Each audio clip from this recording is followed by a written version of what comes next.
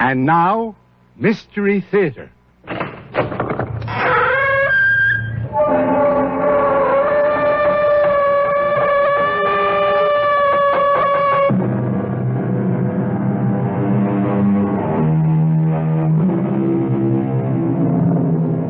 Come in. Welcome. I'm E.G. Marshall, pilot of this shadowy craft which wends its mysterious way through the uncharted depths of your very own imagination.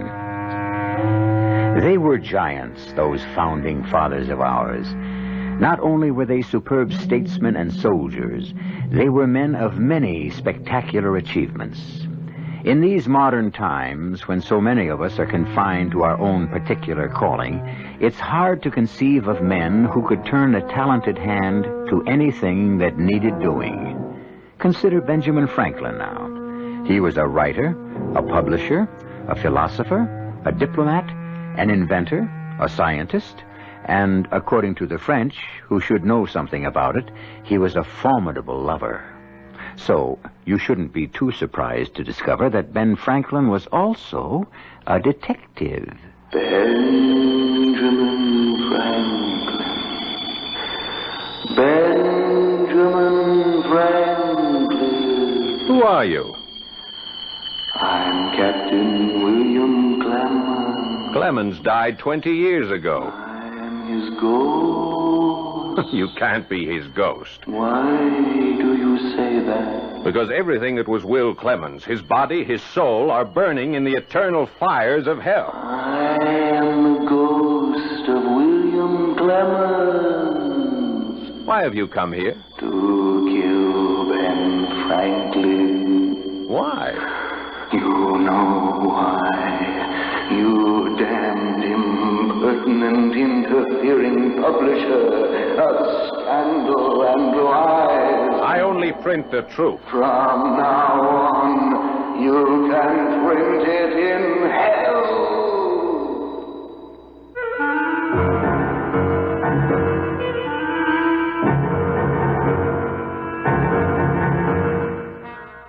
Our mystery drama, The Benjamin Franklin Murder Case, was written especially for the Mystery Theater by Sam Dan and stars Paul Hecht.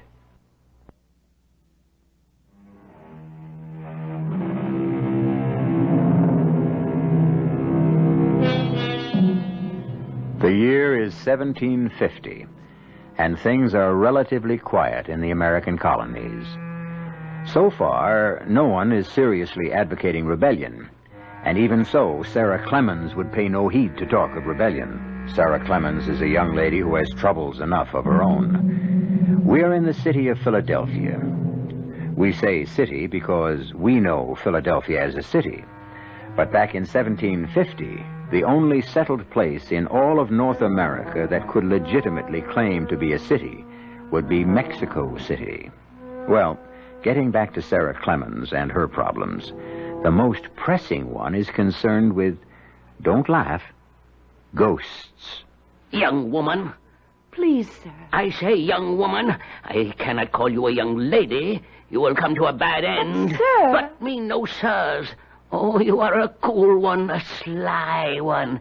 But those innocent-looking eyes don't take in aimless Edward Chiver. No, they don't. Sir, what are you talking about? Uh-huh.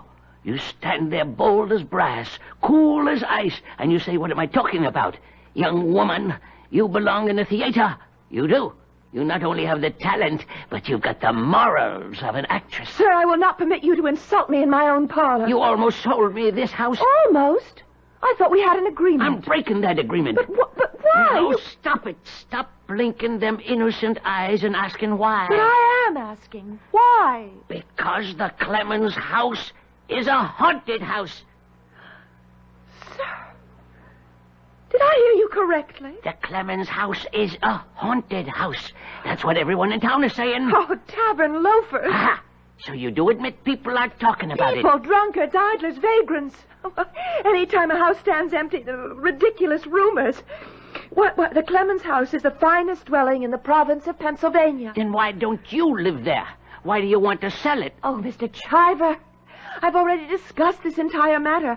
I cannot afford to maintain so large a place. You can't. Why can't you? I don't need all those rooms. It requires help, and I can't afford servants. You could buy slaves. Mr. Chiver. Mr. Chiver, what? It would violate every one of my moral, ethical, and religious principles to own the body and soul of another human being.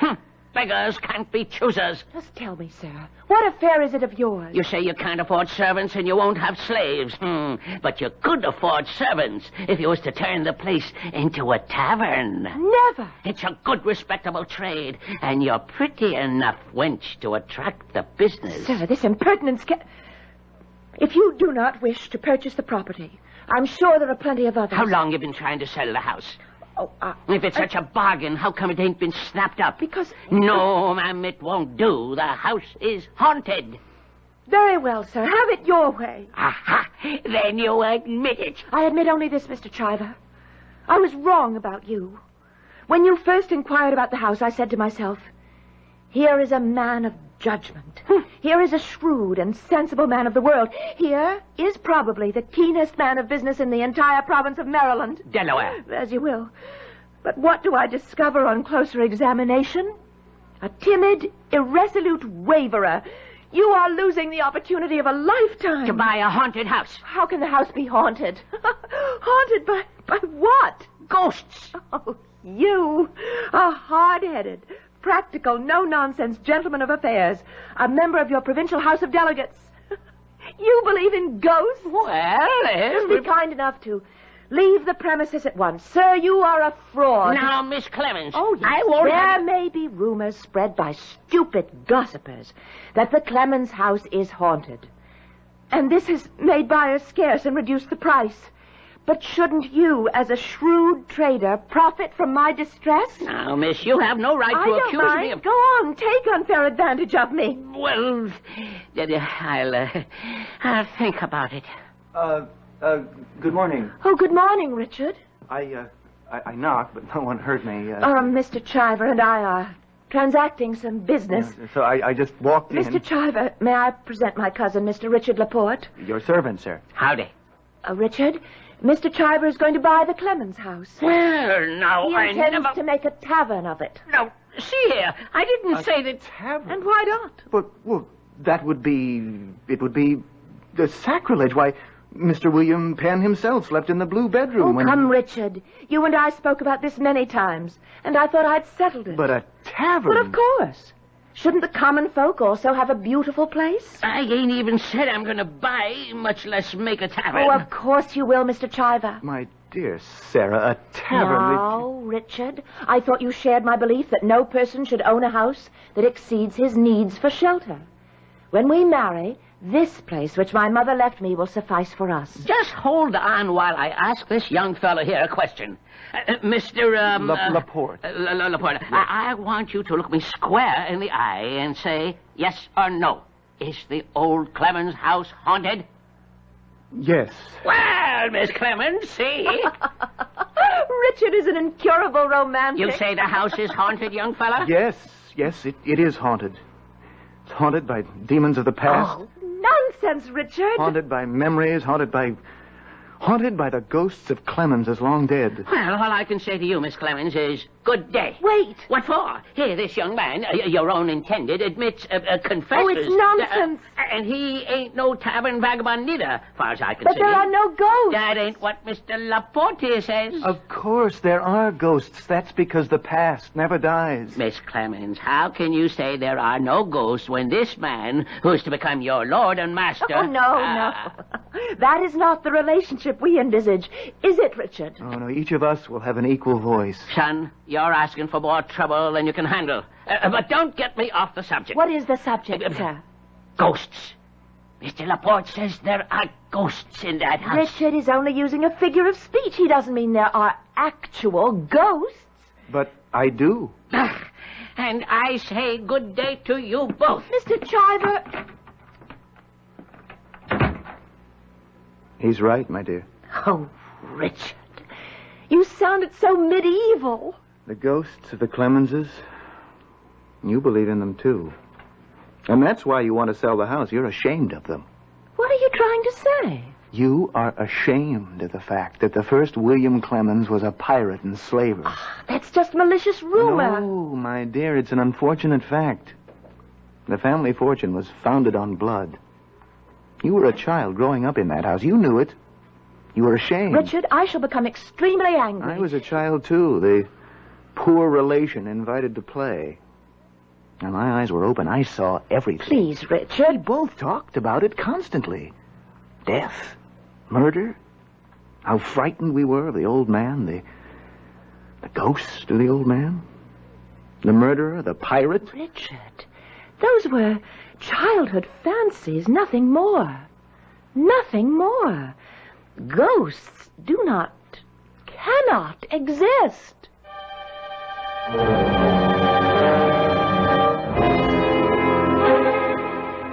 What was that question again, sir?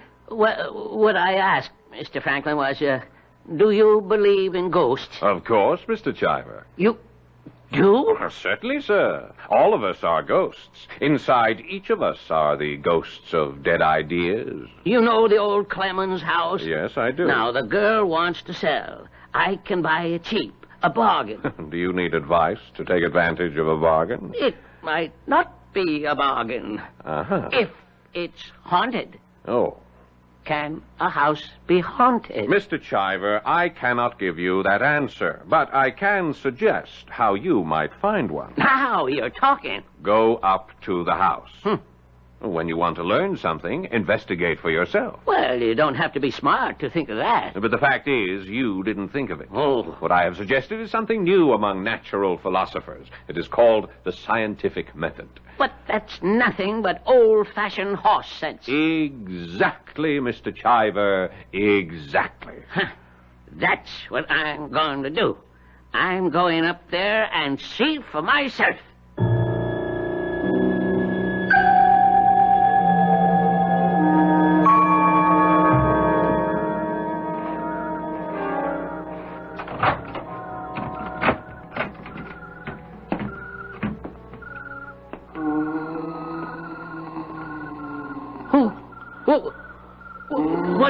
What's that? What could it be?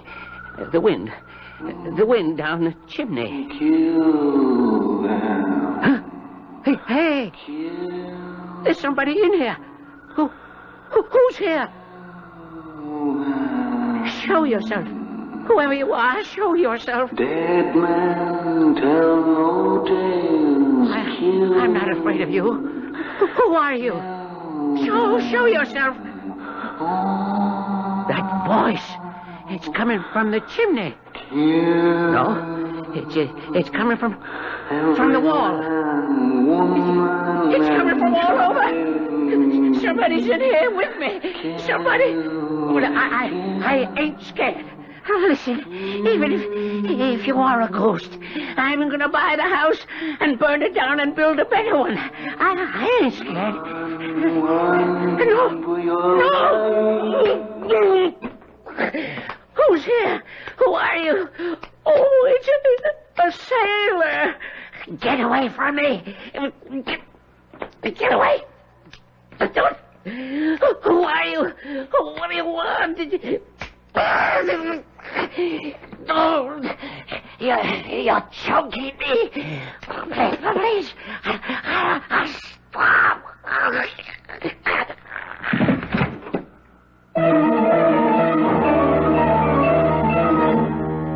The moonlight pouring in through the parlor window of the old Clemens mansion reveals a body lying on the floor. Sightless eyes staring with terror. Face contorted with agony. But at least the efficacy of the scientific method has once again been affirmed. Is there such a thing as a ghost? Amos Chiver has found out. The hard way. You have some things to find out also, when I return shortly with Act 2.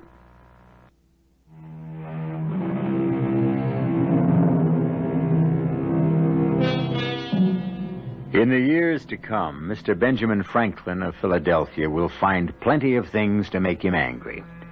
The arrogance of the British, the short-sightedness of his fellow Americans, the stubbornness of the French, and the haughtiness of the Spanish. But right now, he is as furious as he will ever be. A man named Chiver solicited his advice, followed it, and was killed, or at least is dead, because he did so. So right now, on this late summer morning in the autumn of 1750, we find our Mr. Franklin in a rare mood indeed. I only want you to tell me, Doctor, was he murdered? Yes, well, that doesn't answer the question. Well, he has some redness about the throat. Was he strangled? He might have been. But I see no finger marks. Well, could the killer have worn gloves? Could the killer have worn gloves? We have yet to ascertain whether or not there was a killer. Therefore, the question cannot be answered in the form that it was couched. If he wasn't strangled, what was the cause of death? He also has a bruise on his head. Was he struck? He may have been. On the other hand, he may have hit his head against some sharp object when he fell to the floor. Dr. Benson, do you ever commit yourself? He may have died of fright. Fright? I have never seen such terror on the face of a corpse. Well, can a man die of fright? Some doctors say yes. Some say no. May I ask your interest in the case, Mr. Franklin? The dead gentleman and I have a mutual friend. Therefore, I am collecting his effects and sending them down to his home in Wilmington. You may want this along with his other possessions, Mr. Franklin. What is it? It seems to be a gold button of some kind. Where did you find it? It was clutched in his hand. Actually, he was holding it so tightly I had to pry his fingers apart. Why didn't you tell me this before? Is it significant? A button. You can see it's been torn from a coat. Probably he was struggling with his assailant, and in the fight... Now, that is if there was an assailant. Doctor, in every man's life, there comes a time when finally he must commit himself. That may be true. On the other hand... Thank you, Doctor.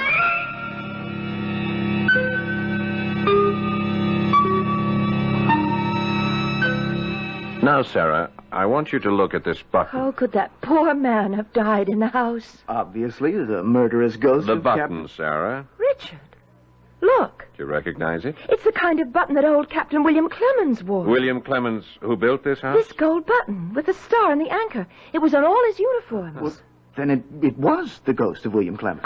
No. What do you say to that, Mr. Franklin? I say we have a problem. Assume it was a ghost. Is a ghost substantial? How can a ghost be substantial? If he were substantial, he couldn't be a ghost. Then why would his clothes be substantial? No, Mr. Chivers was engaged in combat, mortal combat. With whom? Now, I say a man followed Mr. Chiver to the house or waited for him there and killed him. I say a man because it's hard to conceive of a woman strong enough. Mr. Franklin, it was Captain Clemens' ghost. The button proves it. Not conclusively. Captain Clemens wasn't a pirate. Oh, thank you, Mr. Franklin. That is, not a pirate in name. He was a privateer. He had the Queen's permission to prey upon French, Spanish, and Dutch merchant ships. He fancied himself a naval officer. His men wore uniforms. The higher ranks all had buttons, just like that one. As a matter of fact, I know another man in this town who once wore a navy coat. I remember this button. I was just a youngster, but I do remember this button.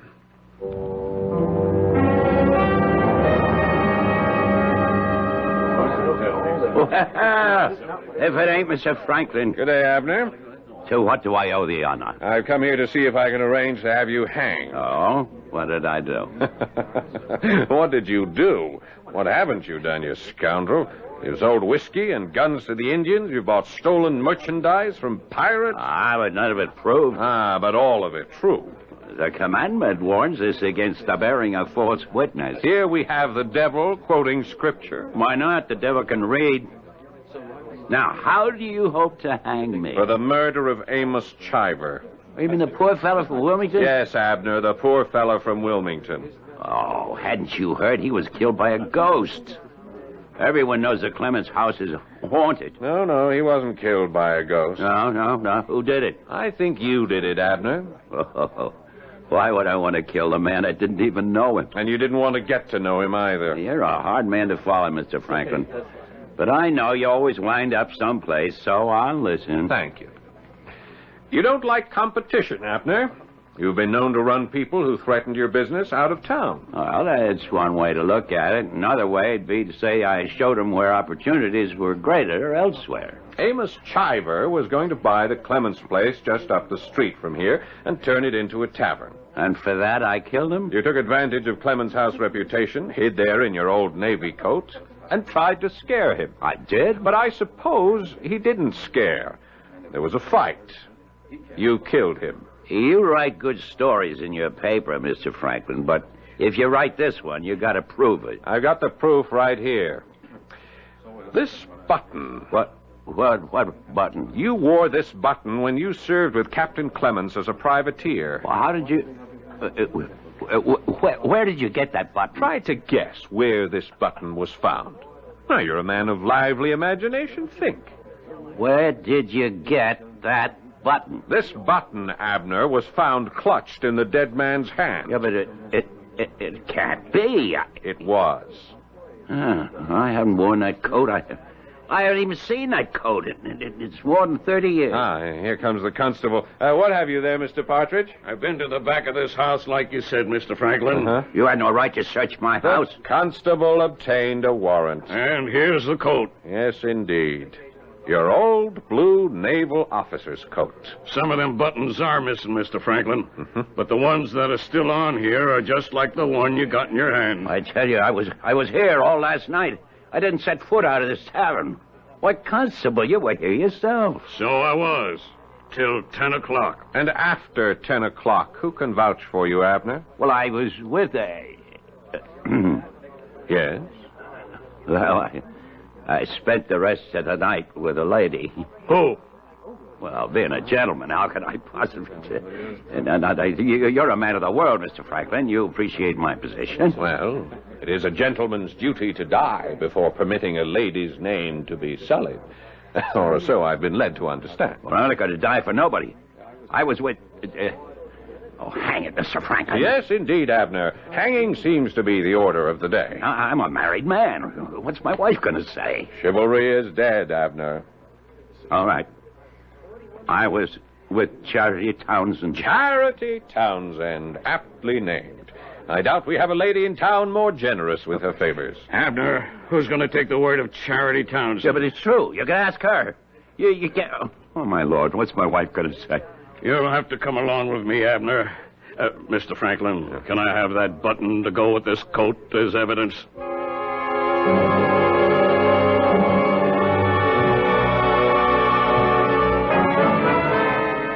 Now, Charity, are you telling the truth? Oh, yes, Mr. Franklin. I can't lie. I mean, that's the source of my problems. I just can't lie. You were with Abner all of last night. Well, I could lie, you see, and save my reputation. But my dear old dad, he's in heaven right now. He said to me, girl, never tell a lie. And you know why? Folks aren't going to believe you anyhow, so you might as well be hanged for telling the truth. Yes. About Abner. Oh, I was feeling a bit poorly last evening, so I thought a glass of wine might suit me. And after having a few, Abner says to me, Charity, you want to come to the back of the house? What for, I asks, and he says, I got some trophies I took when I was serving in the Navy. Well, I have a weakness for sailors' trophies, so I says, all right. But what's your wife going to say to me? I come into a private room, and he says, never fear, she'll be none the wiser. She's visiting her sister across the river in Camden Town. So, you went with him? Oh, but I'm telling you, everything was proper. We just sat and talked. Oh, he tells such stories. And before I knew it, the sun had come up. A most unusual evening. Oh, yes. And so you claim you were with Abner all of last night? Well, I wish I could lie, but you see, I can't. Not even to save my reputation. Yes, sir, Mr. Franklin. Judge Herkimer spoke with me an hour ago. He wants to hold the trial tomorrow. Constable, may I see that coat and that button again? Sure. I got them right here on the table. Look at them all you like. Oh, thank you. It's plain as day. That's the exact same button as the mother's on that coat. And there's 3 of them missing. This could be any one of them. Judge Herkimer says we might just as well prepare the scaffold now. Before the trial? Well, you know the judge, Mr. Franklin. He figures if a man ain't guilty, he wouldn't be in the prisoner's box in the first place. Yes, and Charity's testimony? Now, Mr. Franklin, you know what that's worth. You suppose I might see Abner? Can't imagine why, but you're welcome. And let me hold on to this coat and button for just a moment. Well, Mr. Franklin, I guess you were right. You said you'd arranged to have me hung, and you've done it. You think so? You know, in my lifetime, I've done 100 things that called for hanging, but I always cheated the rope. And now I'm about to swing for something I never done. I know. I can even prove it. You can. Abner, I have a problem. A most serious moral and religious problem. Now, look here, Mr. Franklin. If you know I'm innocent... Let us say you are innocent in particular, but guilty in general. Yeah, but if you know I didn't kill Chiver, why let me swing for it? I must search my conscience. Examine my soul, as it were. You are an engaging but a thoroughgoing scoundrel.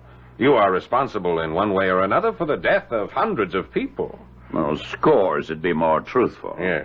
Even now, some poor farmer on the fringes of the Ohio Territory could be murdered by an Indian using a musket that was purchased from you. Well, that can't be proved. Justice must be served. Yeah, but that ain't justice. Well, if it's just for you to go free when you're guilty, why is it unjust for you to hang when you're innocent? Now, come, Abner, you can't have it both ways. Mr. Franklin, please. Think the commandments. Thou shalt not lie. Thou shalt not bear false witness. Oh, it's out of my hands, Abner. At this moment, within my soul, a battle is being fought for your life and freedom. Both sides are marshaling potent and convincing arguments. Shall you live? Shall you die? I must wait for the answer to be revealed to me.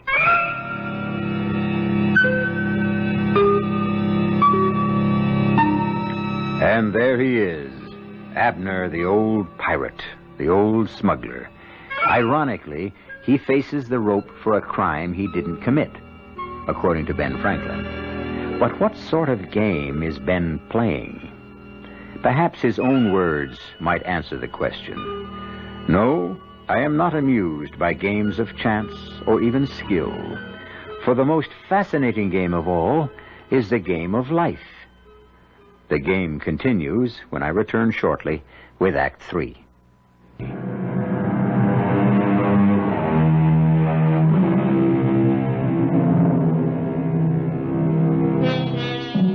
Retribution. Sooner or later, it overtakes us all. If not for the wrongs we have actually done, then perhaps for the wrong another has committed in our name. But one way or another, we pay the bill. Ben Franklin can prove that Abner didn't kill Amos Chiver. But why bother? Abner has killed enough people during his lifetime. It isn't as if the noose were being drawn around the neck of an innocent man. You say you can prove I'm innocent, Ben? How? Well, Charity claims you were with her all evening. Charity? Well, who'd believe a woman like her? Who? Tell me, Abner, if you were sitting on the jury, would you believe Charity? Well, not if she swore on every Bible in Pennsylvania. Interesting. And yet, in this case, you know she's telling the truth. Well, but why do you say she's telling the truth? Why should she lie? What does she gain by it? Well, I could have paid her. Yes, but you didn't. Because I know you didn't kill Chiver. How? How do you know? First, I have a little agreement here for you to sign. Here, read it. I, Abner Merritt, do hereby agree to give to the Reverend Peter Quincy the sum of £350. Well, what for? The Reverend Quincy is the pastor in the village of Olmsted, which was destroyed in an Indian raid last week.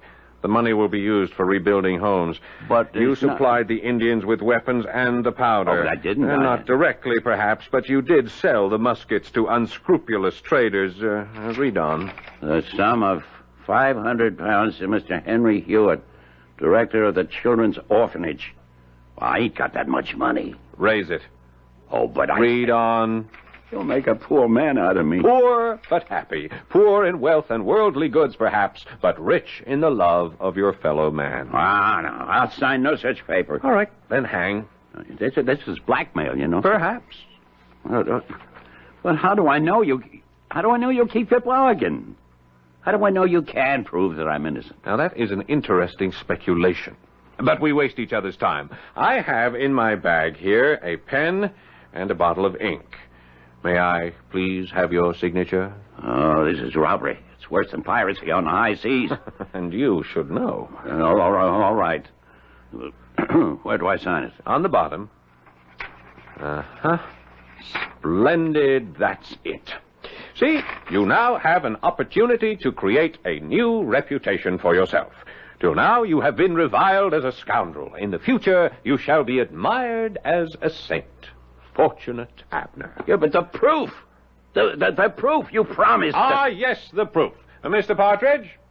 Mr. Partridge? What's up? I'm afraid we'll have to release Abner. Release? Why? Ain't he guilty? No, sir. Please, come in here, sir. And leave the cell door open, Constable. Abner will be leaving. But the button and the coat. Precisely. They prove his innocence.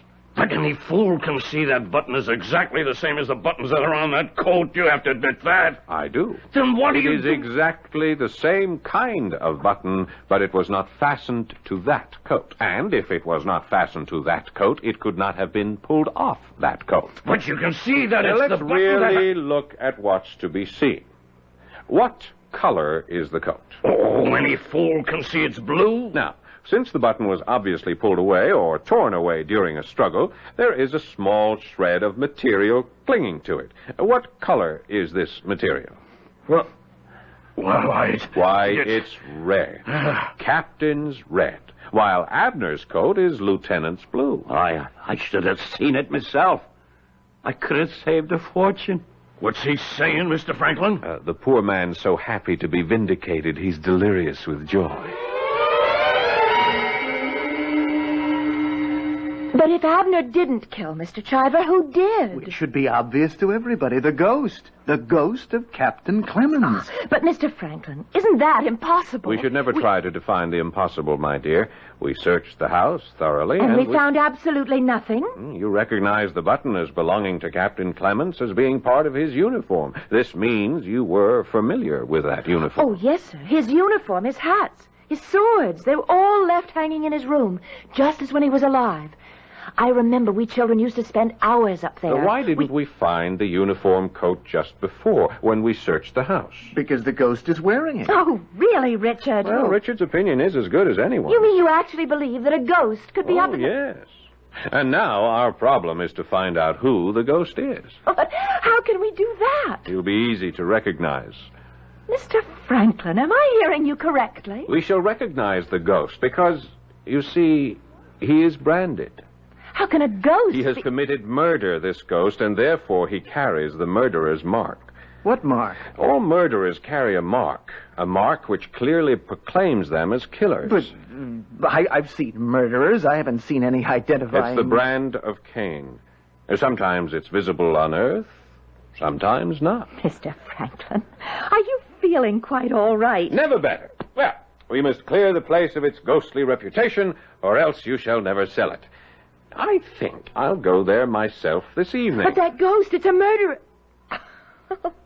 Listen to me. I talk as if I believe it. Well, why don't you believe it? The ghost has already committed murder. I suppose I'll have to take my chances. But you mustn't go alone. Richard, you go... No purpose in my going. What shall I discover? That there's a ghost?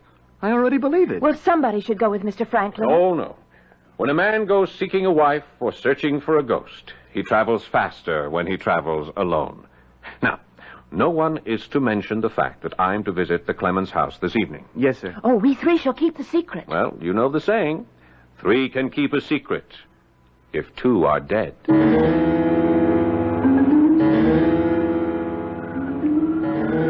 Why can't we walk in the front door, Mr. Franklin? Shh. Keep your voice low, Abner. Now, slide the window up. Up. That's it. Let's climb inside. Why are we going in like thieves? Because I am hoping the ghost will enter by the front door. Listen.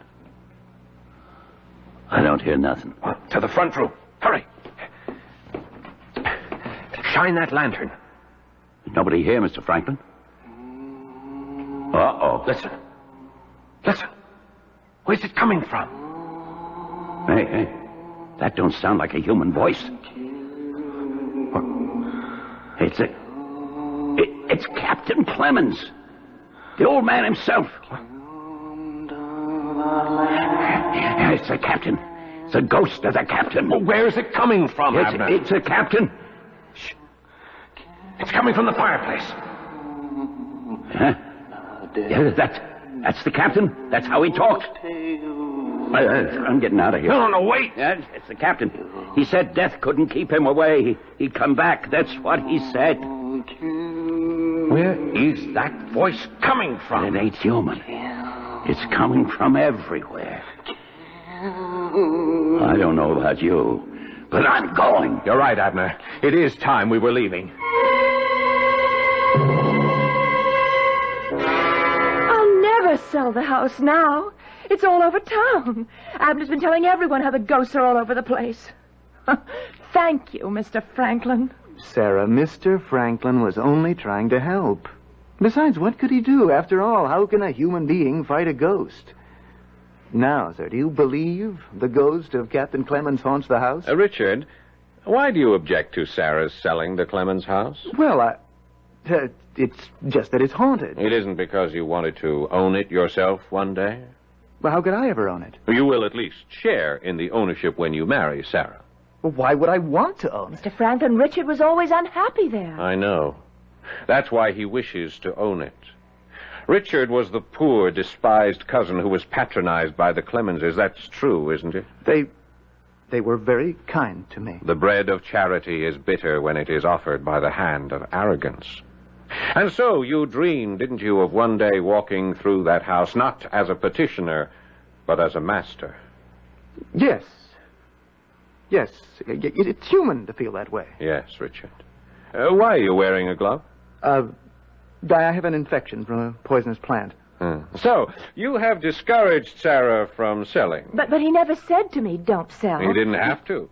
He spread the rumors that the house is haunted. Well, everyone in Philadelphia knows. You are the one, Richard, who keeps making sure that the reputation for the house being haunted is kept fresh and Sir, green. I cannot permit you to insult my fiancé. I thought you were my friend, Mr. Franklin. I am, Richard.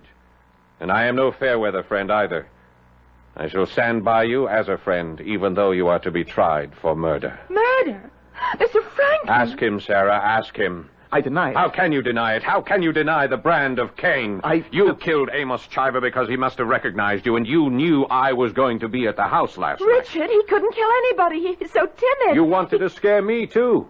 And your voice, it sounded ghostly, and it seemed to come from everywhere. It's probably because there are secret passages in that house. We're accusing Richard of murder. And as a child, you discovered those passages. Yes, it was well done. And you know where the red coat is. And shall it show a missing button? But you can't prove that Richard did it. Richard, I defy you to take that glove off your hand and show us the mark of Cain that covers your palm. Richard? Yes. Yes, it's the mark of Cain. Here, look. Look, I'm branded. That great black mark.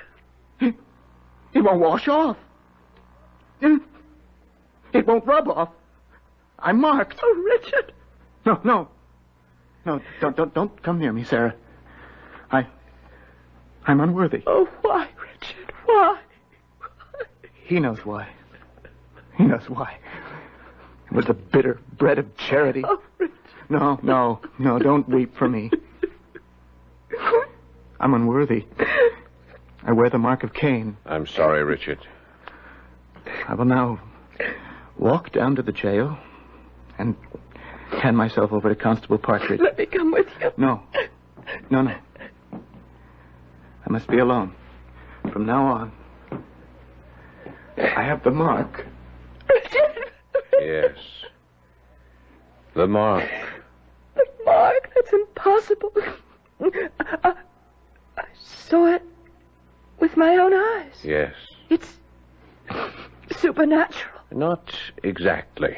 Not exactly. Oh, sir, now what? Well, if we assume that there cannot be ghosts, we must assume that someone human was playing the part. Logical? Yes?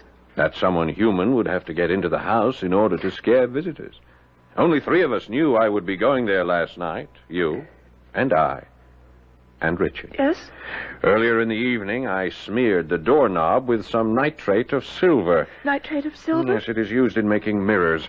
And when it touches the skin, it turns black, and it cannot be washed off or removed in any way until new skin grows. That's black magic. That's natural science. And our poor Richard entered the house through the front door, turned the knob, and thus his hand acquired the mark of Cain.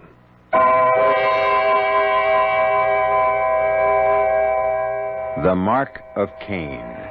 It exists on every murderer. The problem is to make it visible.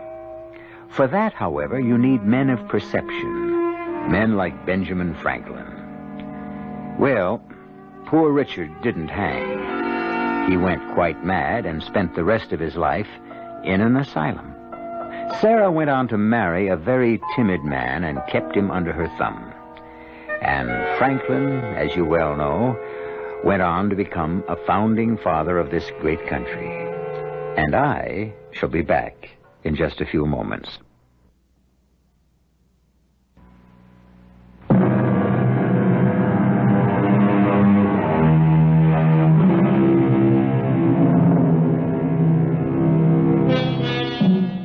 Chemist, psychologist, detective. Before these professions were even born, Benjamin Franklin exhibited a judgment and a depth of vision that is hardly equaled today. Yes, they were giants, those men who founded the country, and what they left us is not just a legacy, but a challenge to live as they did, fearless, curious, and independent. Our cast included Paul Hecht, Marion Seldes, Stotts Cotsworth, Russell Horton, and Gil Mack. The entire production was under the direction of Himan Brown. This is E.G. Marshall inviting you to return to our Mystery Theater for another adventure in the macabre. Until next time, pleasant dreams.